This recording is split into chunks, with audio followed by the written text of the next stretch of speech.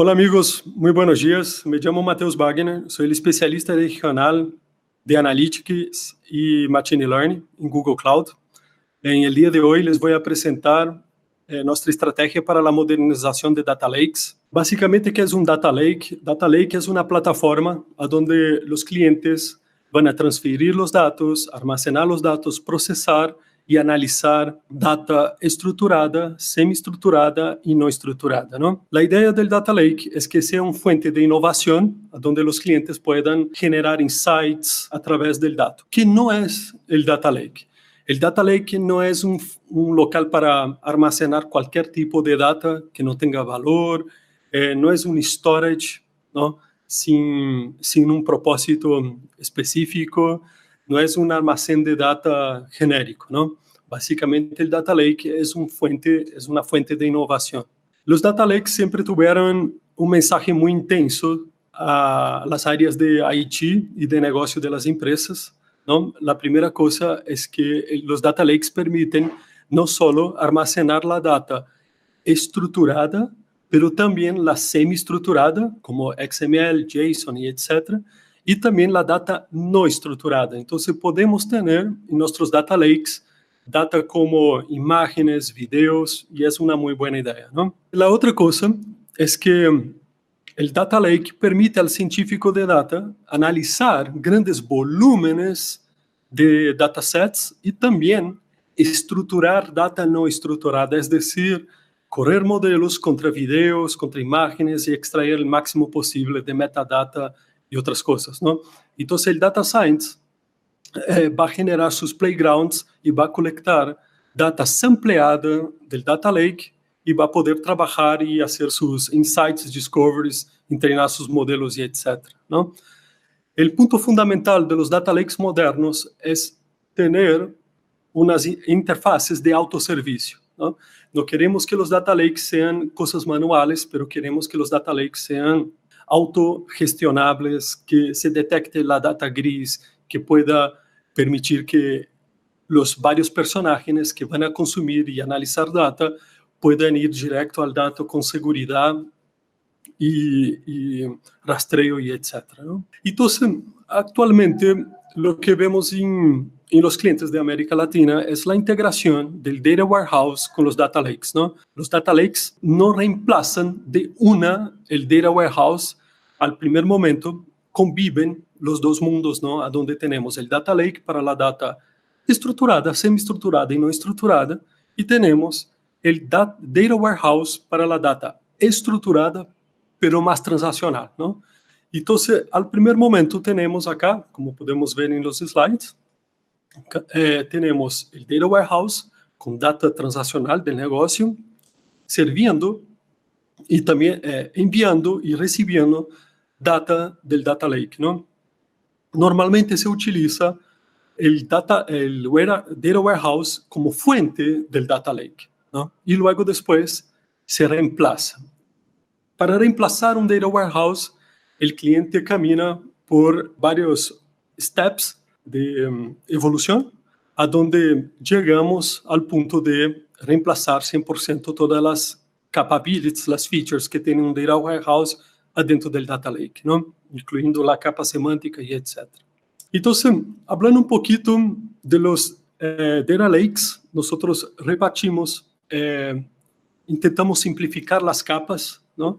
En el pasado los Data Warehouse tenían un montón de capas, pero los Data Lakes utilizan mucho menos capas y mucho más flexible, ¿no? La primera capa es la transferencia de datos o ingesta.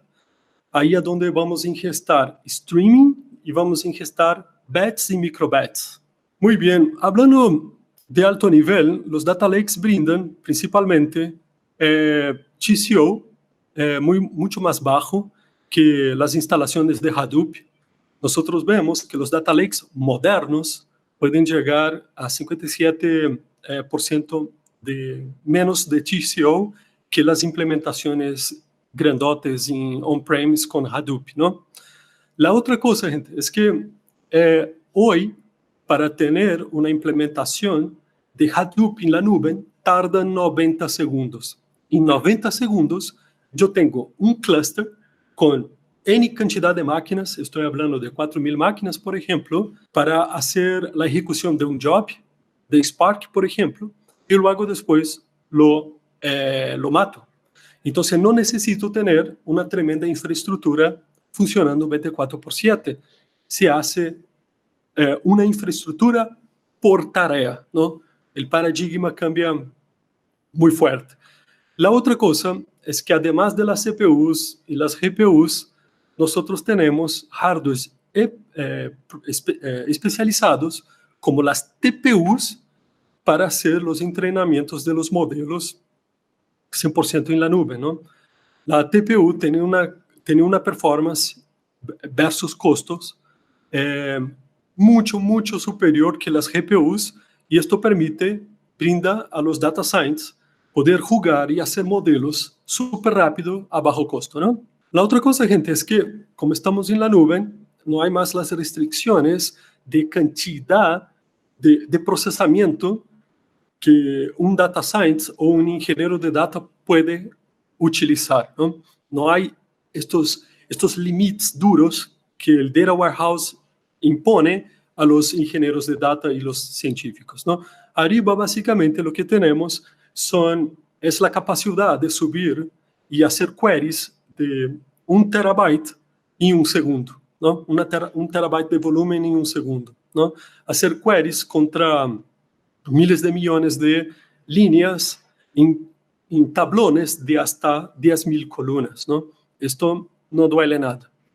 La otra cosa, gente, es que en nuestra nube, en nuestra arquitectura de data lake moderno, pero todo está criptografado en REST y también durante la transferencia. No hay data expuesta con texto claro y etc. Entonces hay un montón de capas de seguridad que vamos a ver en más detalles para proteger y asegurar la protección, ¿no?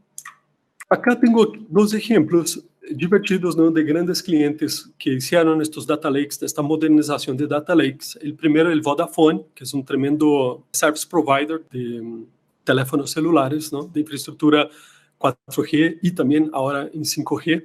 Los tipos migraron su infraestructura on-prem 100% a un data lake nuestro, y es básicamente 17 petabytes al momento de la migración, y apagaron 600 servidores del ecosistema de Hadoop, 600, ¿no? El tiempo de implementación fue más o menos 2 meses, pero claro, ¿no?, el data lake tarda para implementar básicamente la cantidad de casos de uso que el cliente quiere implementar, ¿no?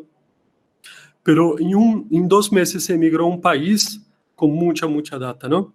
El otro caso público que tenemos es el caso de Twitter. Twitter tiene 330 millones de usuarios, 15 petabytes de data semi-estructurada y 500 millones de tweets por día. Entonces, esto estaba abajo también en un ecosistema Hadoop, se movió a una arquitectura serverless, a un data lake moderno. Entonces, como estuvimos viendo, la primera capa sería la transferencia de data, la ingesta. Para hacer la ingesta, nosotros utilizamos básicamente, tenemos muchas ofertas, pero básicamente 3 componentes, 3 servicios, ¿no? El primer servicio se llama Data Fusion, el segundo Data Flow y el tercero PubSub. Hablando un poquito más al detalle, Data Fusion es nuestro servicio de integración visual. Él corre en la nube.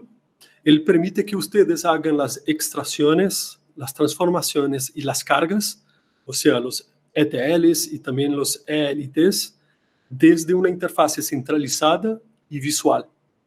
La gracia de este servicio es que es 100% gestionado, entonces nosotros cuidamos de los parcheos, de la seguridad y etc. Y ustedes visualmente van a componer los pipelines de data para hacer las transformaciones. La gracia de este producto es que puede hacer nube con nube y puede hacer integraciones nube con on-premise. El otro servicio se llama Dataflow. Dataflow es un producto muy tradicional nuestro. Nosotros lo utilizamos internamente para un montón de otros productos de Google. Básicamente, Dataflow lo expusimos como open source, ya tiene varios años. Actualmente en open source está como Apache Beam.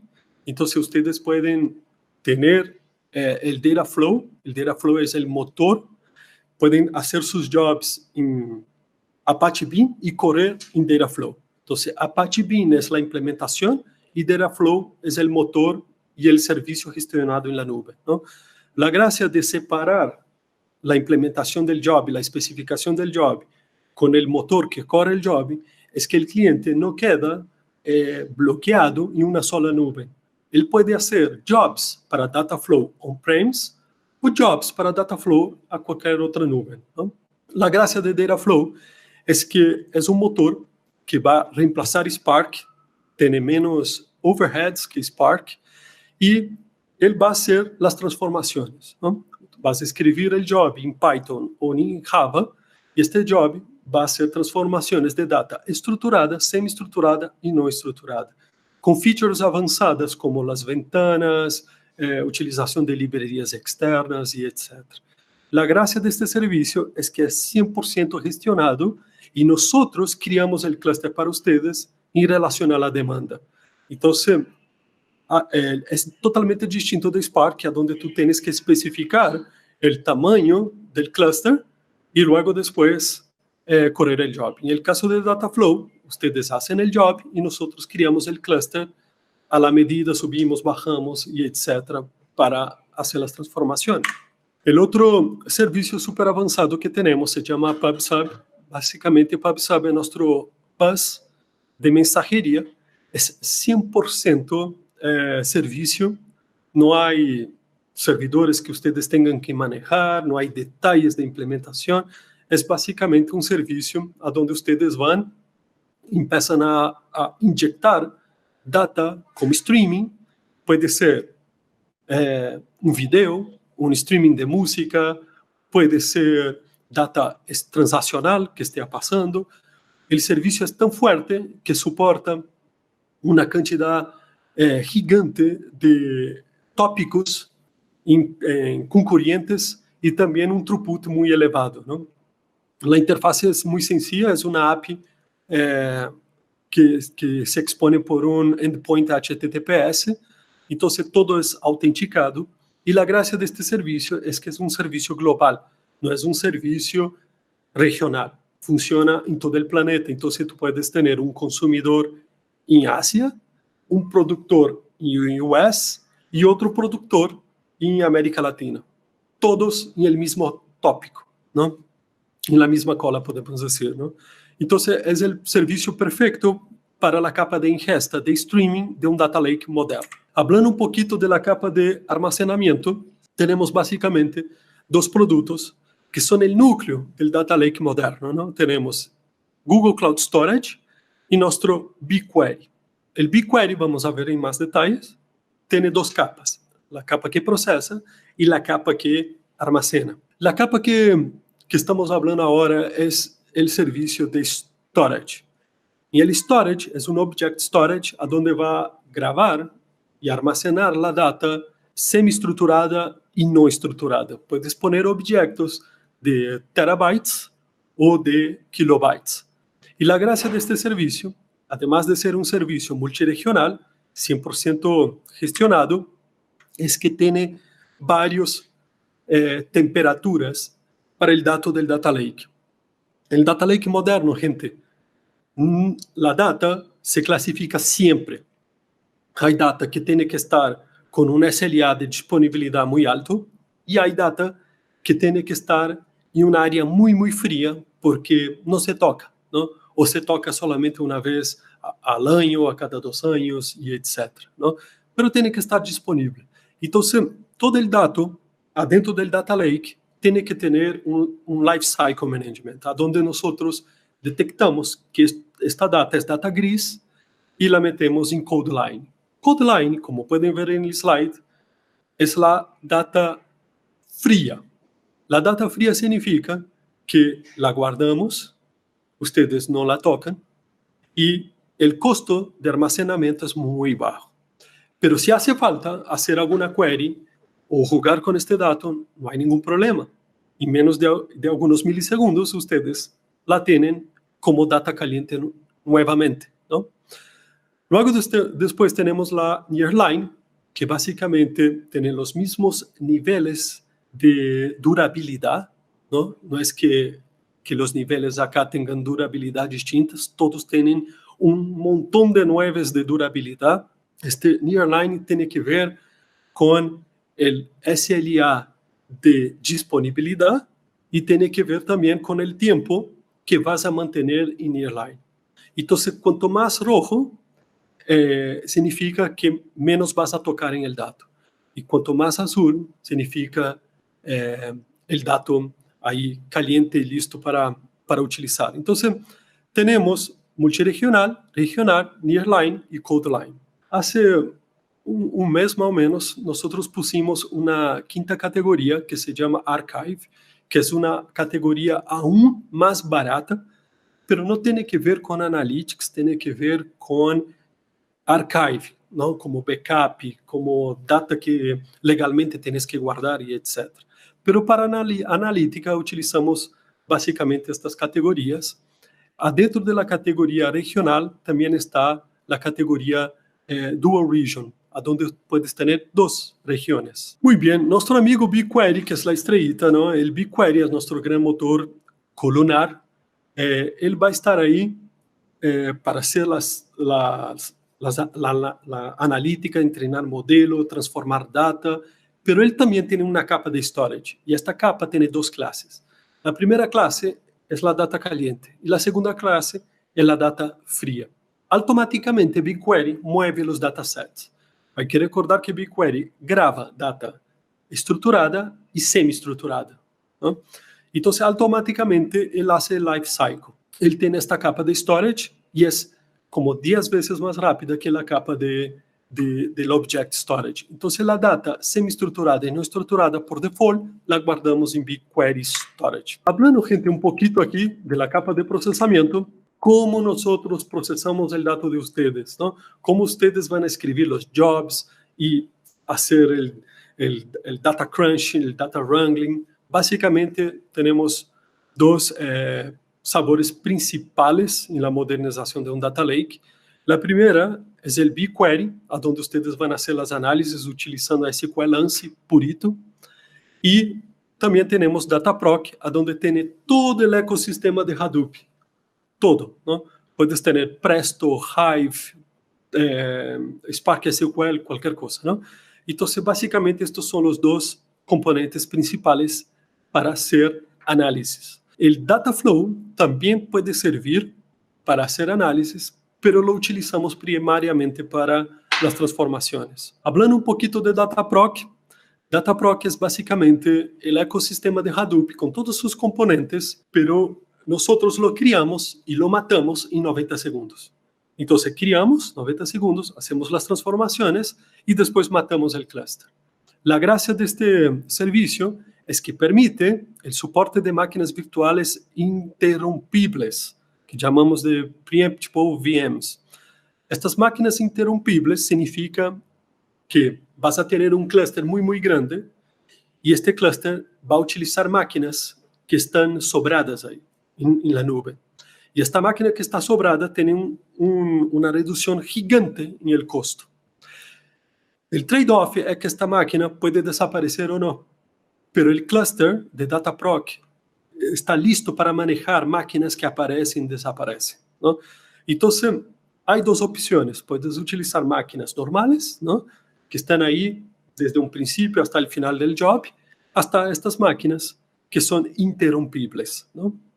Lo que queremos hacer con los clientes es que puedan ejecutar jobs en Spark que tardaban 4 horas, 8 horas, con un clúster dedicado. Queremos bajar estos tiempos para minutos y a veces bajamos para pocos segundos, pero hay que utilizar clusters bien grandotes con dimensiones de memoria, disco distintos. Entonces, la gracia de Dataproc en relación al Hadoop tradicional, a las instalaciones, es que nosotros miramos el job y creamos un clúster específico para este job. y no más un clúster general para todos los jobs. Muy bien, gente, llegamos acá en la parte de BigQuery. BigQuery es realmente la estrella de la casa. BigQuery es como Google, hace sus análisis internamente para otros productos y etc. Básicamente, BigQuery es nuestro motor de análisis, es columnar, es una arquitectura MPP, pero corre directo, y el Fiero ustedes pueden ver publicaciones que se llaman Dremel, así es como llamamos internamente, ¿no? Esta data es pública, pueden poner ahí Dremel paper y van a ver lo que está por detrás de BigQuery, ¿no?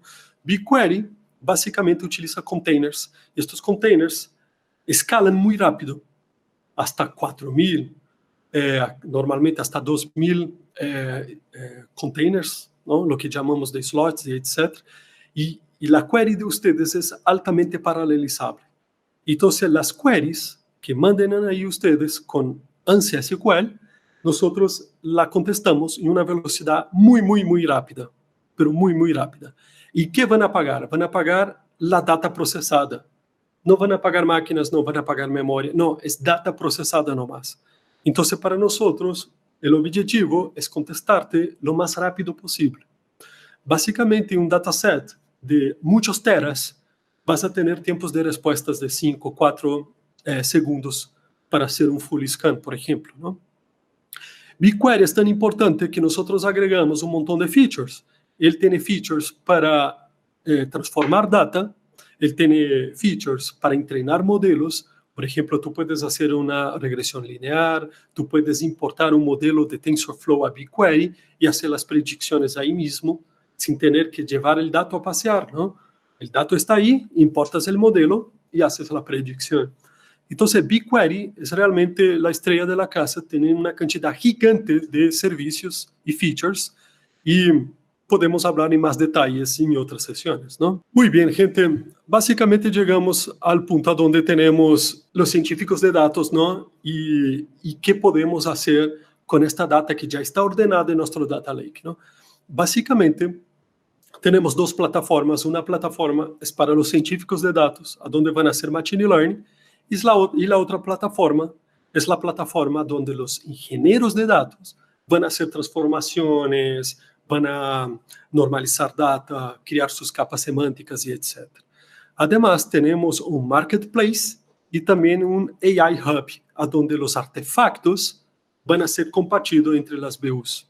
Muy bien, gente, hablando un poquito de nuestra plataforma de inteligencia artificial, todas las features y todos los productos y servicios que tenemos de inteligencia artificial lo pusimos bajo el nombre AI Platform. AI Platform es una colección de servicios de inteligencia artificial y también productos, ¿no? Por ejemplo, tenemos nuestro entrenador adentro de esta plataforma. Se llama AI Platform Jobs o Training. Adentro del training tenemos hardware dedicado. Tenemos CPUs, GPUs y hardwares especializados como las TPUs.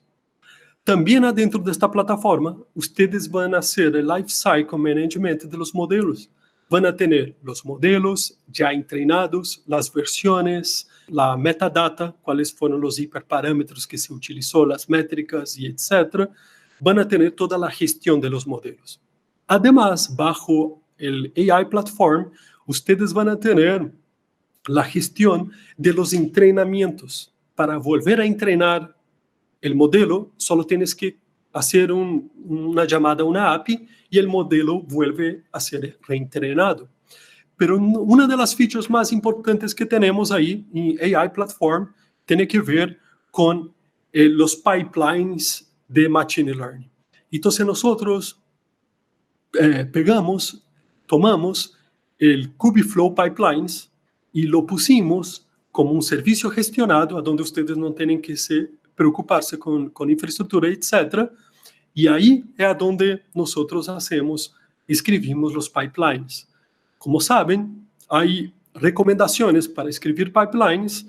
Un de los papers muy famosos e importantes es el TFX.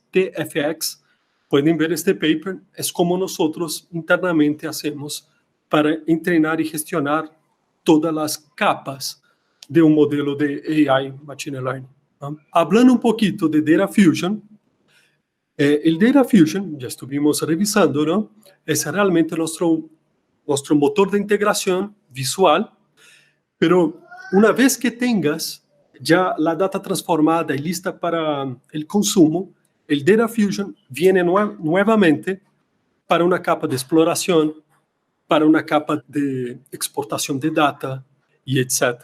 El AI Hub, gente, es el punto a donde vamos a exportar los artefactos que todo este ecosistema genere. ¿Cuáles son los artefactos de un data lake moderno? Son Jupyter Notebooks, son jobs de transformación, son modelos ya entrenados, apps a donde expongan modelos para que puedas hacer predicciones online, imágenes de máquinas virtuales, a donde librerías específicas estén instaladas ahí, ¿no? Por ejemplo, la librería de NVIDIA, de CUDA, para poder hacer un entrenamiento de algún modelo específico, y etc. AI Hub é onde vamos a exportar e vamos a compartilhar os artefactos que o grupo de ustedes generem, privado ou publicamente. Muito bem, gente. Hablando um pouquito de segurança, nós temos o IAM, que é nossa plataforma de identidade e acesso, onde gestionamos toda a autenticação e a autorização. Esta plataforma é a base de todos os produtos que temos. Basicamente, ustedes van a criar os usuários, os usuários internos, os externos, van a dar os permissos, van a criar as contas de serviços, van a criar os tokens. Basicamente, é onde se hace toda a segurança, autenticação, autorização.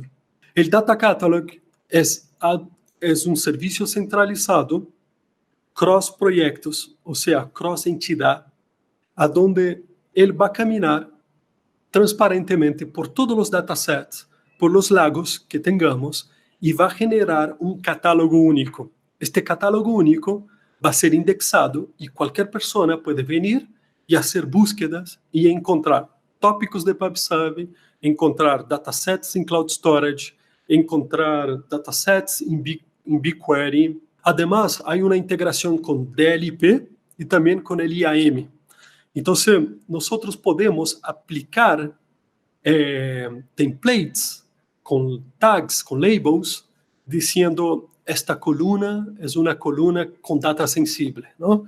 E isto se hace identificando padrões, utilizando DLP, nossa feature que camina por los datasets e detecta padrões. Esta feature, quando detecta um padrão, pode aplicar regras de segurança e etiquetas ao dataset, não?